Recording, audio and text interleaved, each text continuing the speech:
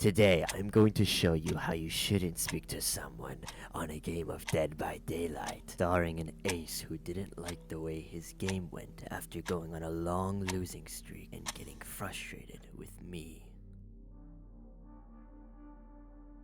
Alright, I'm turning off the creepy stuff. Nah, I don't know why I even have that. Let's start at the beginning and how it all even started.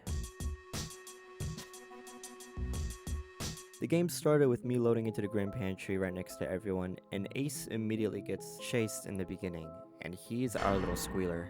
I immediately try to find a gen and get on it, because that's what we like to be doing. We do the objective to survive and live. Thankfully, everyone else is also doing the same thing while Sable's getting chased, but she sadly got down in the main building where the basement is. Saving her would be hard. As soon as she got hooked though, both guys got off their gens, so obviously I'm gonna be the only one staying on the objective and trying to get something done. Until Ace started getting chased, and I saw that maybe Nia's gonna go for the save since she's still not on her gen, so I decided to keep going and doing the objective, get something running while we're getting distracted here. But then she starts getting chased as well. And now we're stuck in this little loop where Nemesis keeps coming back to the hook, and this Sable sadly got second hook because of that. She eventually did get saved though, but it took both of the survivors to do it. And obviously the Nemesis, being a Nemesis, you'll never find another Nemesis like me playing the way they do. They're gonna tunnel out that same person because they're already camping her. They want to secure that kill so badly for some reason, so she ended up dying and she DC'd out of frustration. After I completed my gen, I did make a really stupid decision here trying to save the bot because she was wiggling for a while, so I thought that maybe if I took a hit here that she could make it out,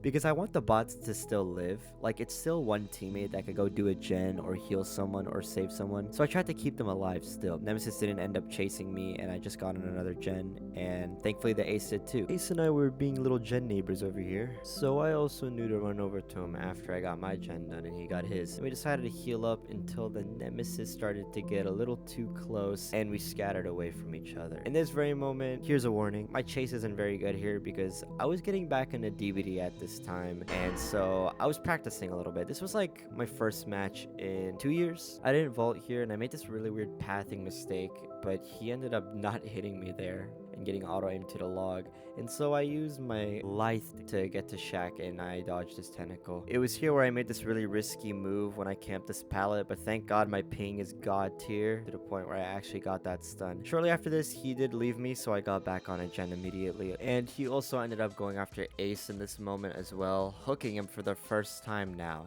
Now this is the important part of this whole thing. Basically, I got off my gen to go try to save him because the Nia was also on a gen, but she immediately got off of her gen as well. Now this part of the game was really annoying because this Nemesis just kept camping the Ace and kept puppy guarding him, going back every once in a while seeing if he got unhooked or not. And I regrouped with Nia over here for a second, but I quickly separated myself so I could try to go for the save. I ran towards him over here to see if I could get the save, and then I saw him coming towards me again. I went straight to the pantry to get chased and not die immediately, obviously, and he's still following behind me right here. I ran through this area in a loop, and he was still behind me throughout that entire time. Ace thankfully did get saved here, but not without him reaching second stage, which was a shame for him. And the Nemesis immediately left me to go back to the hook and secure his kill on the Ace.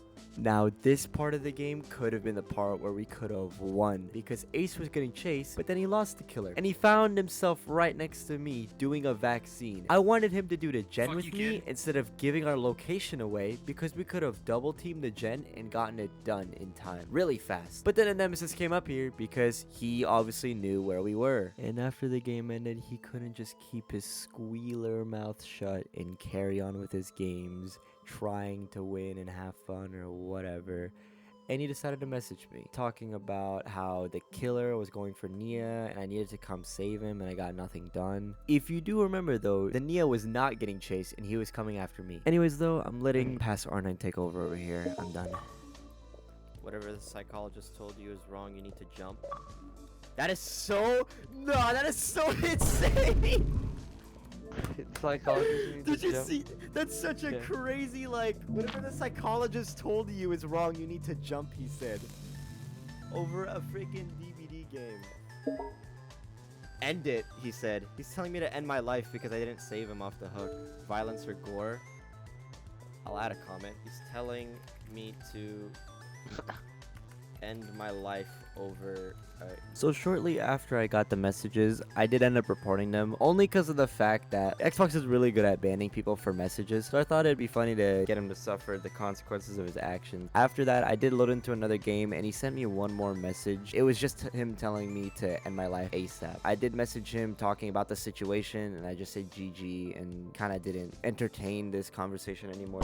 But that was about it for everything he said to me. To end it off, he did send one last message, and it was just him sort of apologizing. Not so apologetic way though. Starting off with my bad twin, saying how he was in a losing streak of 7 games, as if it would like excuse him telling someone to end their life because of it. It made me chuckle a bit. I just said, all good, and it ended off there.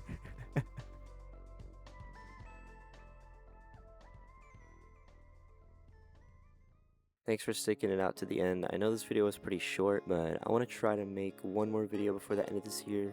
And I just wanted to quickly say thanks for this year. If I don't end up making another video for the end of this year, I just want to thank you for giving me a good year. First year starting with the 2v8 video being so big and how big it got. I did not expect that, to be honest. And for people who stuck around and checked out all the other stuff, thank you. I promise more to come, and just stick around and I'll see you later.